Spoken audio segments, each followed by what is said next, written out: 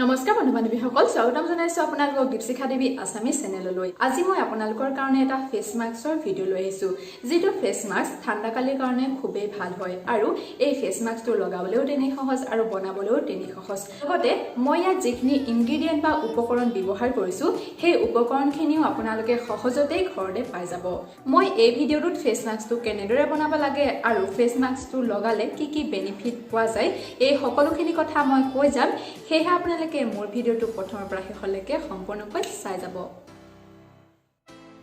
পালেং শাক খোৱাটো আমাৰ শৰীৰৰ কাৰণে কিমান ভাল আমি সকলোৱে জানো নহয় জানো আৰু ঠাণ্ডা কালিত পালেং শাক খালে খুবেই ভাল আৰু প্ৰচুৰ পৰিমাণে ঠাণ্ডা কালিত পোৱা শাকৰ ভিতৰত পালেং শাক এবিধ এই পালেং শাক আমাৰ স্কিনৰ বাবেও খুবেই ভাল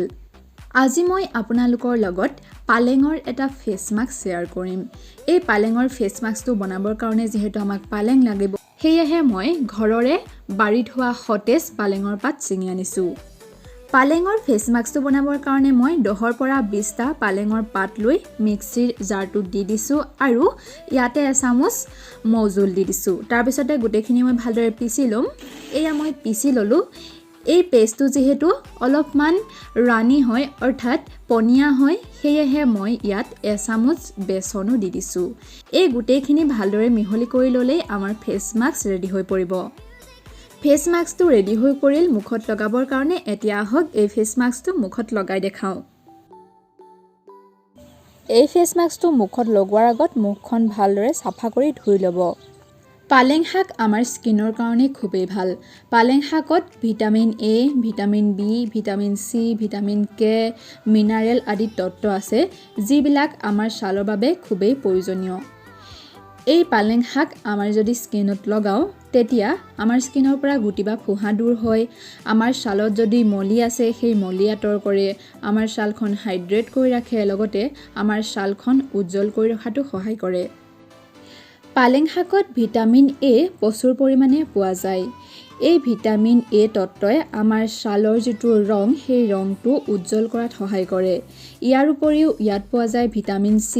ভিটামিন সি আমাৰ ছালৰ কাৰণে কিমান ভাল আপোনালোকে হয়তো জানে ভিটামিন সি এ আমাৰ ছালৰ যিখিনি টিস্যু সেই টিস্যুখিনি ভাল কৰাত সহায় কৰে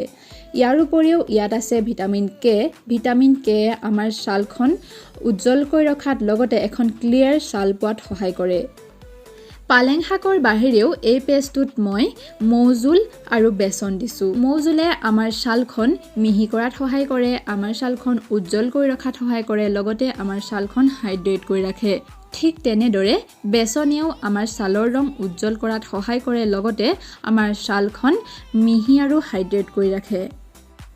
এই পেষ্টটো মোৰ মুখত লগোৱা হৈ গৈছে এতিয়া মই 10 বা 15 মিনিট সময়ৰ কাৰণে এই মাস্কটো মোৰ মুখত শুকাই যাবলৈ থৈ দিম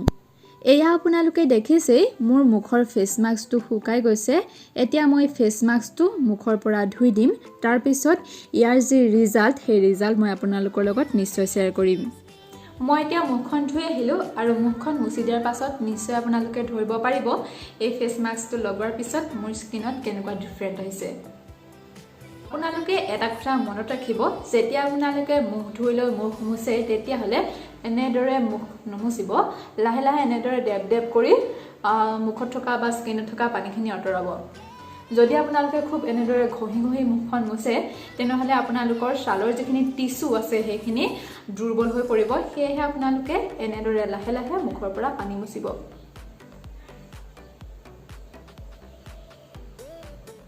আপোনালোকে দেখিছে এই ফেস মাস্কটো ব্যৱহাৰ কৰাৰ পিছত আগতকৈ মোৰ মুখখন অলপ হলেও সাফা হৈ পৰিছে লগতে মোৰ মুখখন উজ্জ্বল হৈ পৰিছে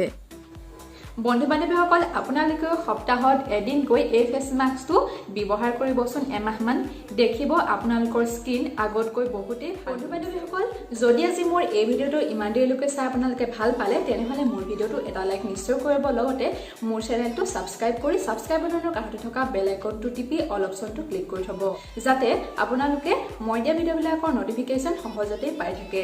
আৰু মোৰ এই ভিডিওটো আপোনালোকৰ বন্ধু আৰু বান্ধৱীসকলৰ লগত শ্বেয়াৰ কৰিবলৈ নাপাহৰিব